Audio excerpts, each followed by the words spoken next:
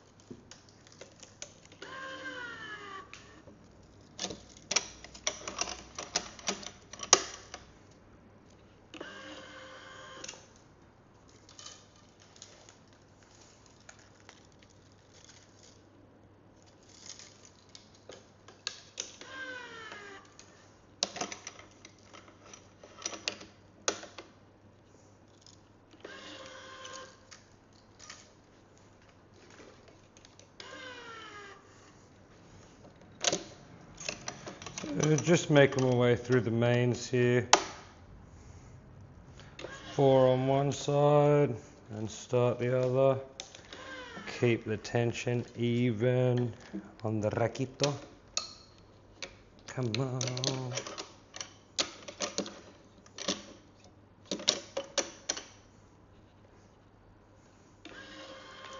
Obviously there are a lot better string machines out there, but I'm only doing 5 to 8 a week, so I'm not too stressed about my speed. This still does a really good job. It's got an automatic tension puller, so it always pulls up the right tension. I calibrate it every 6 months or so, so I'm alright.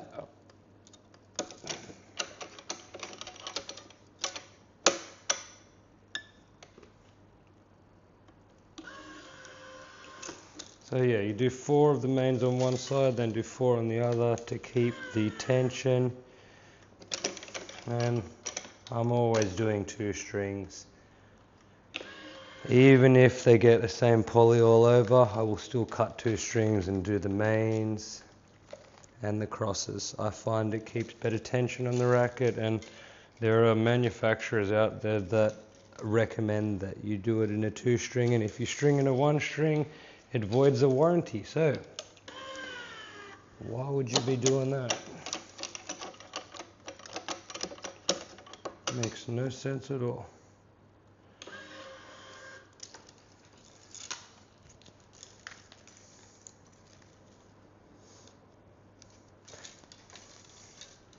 So the head boom. Pretty easy racket to string just because of the design of it. String spacing is reasonably far apart. 16-19, which is not a really, it's not a dense 16-19 because of the head shape. Like it's bigger at the top, like sort of like a Yonex. And that just makes it a little easier.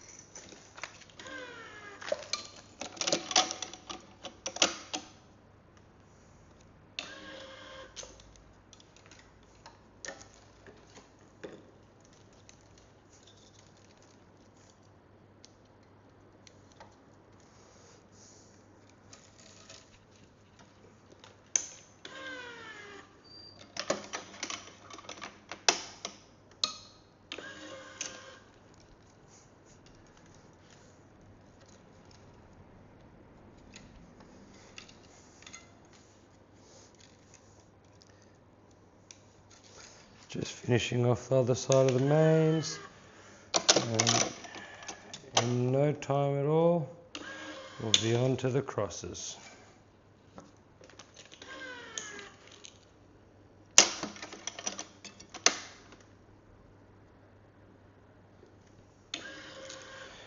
On most of the head rackets, they've got like indications of where to tie off your mains and crosses, which I guess is helpful.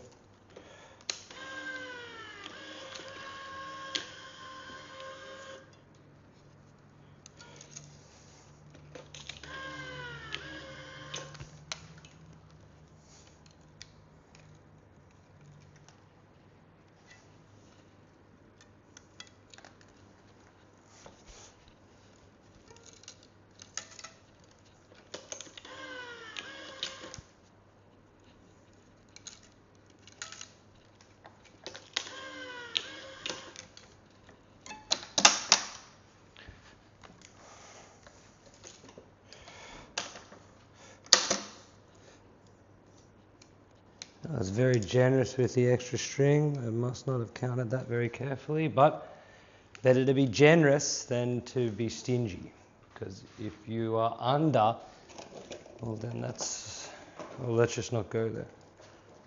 1, 2, 3, 4, 5, 6, 7, 8, 9.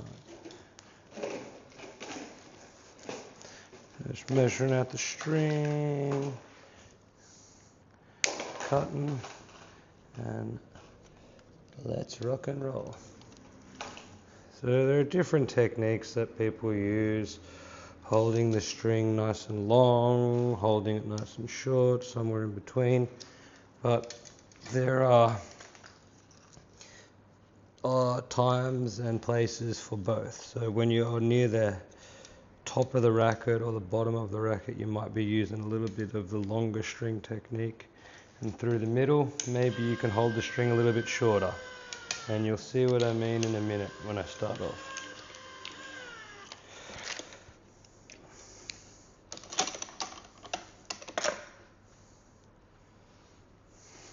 Cut that excess out of the road.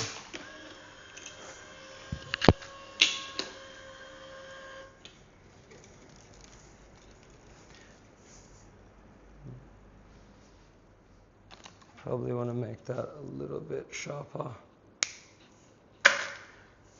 Vacuum that up at some point. Probably.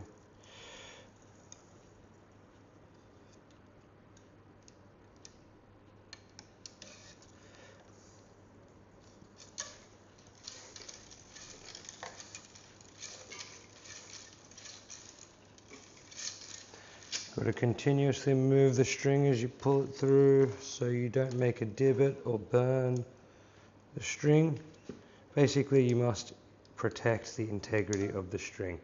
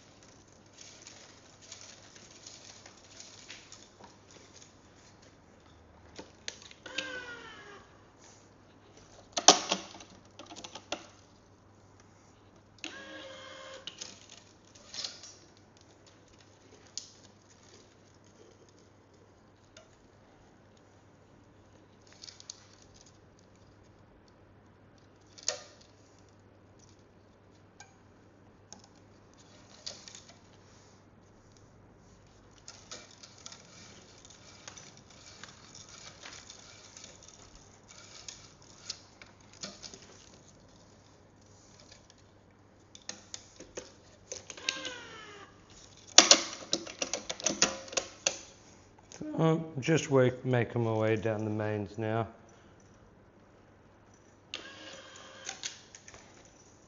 Not mains, crosses, sorry. Nothing really special, but it's got to be done.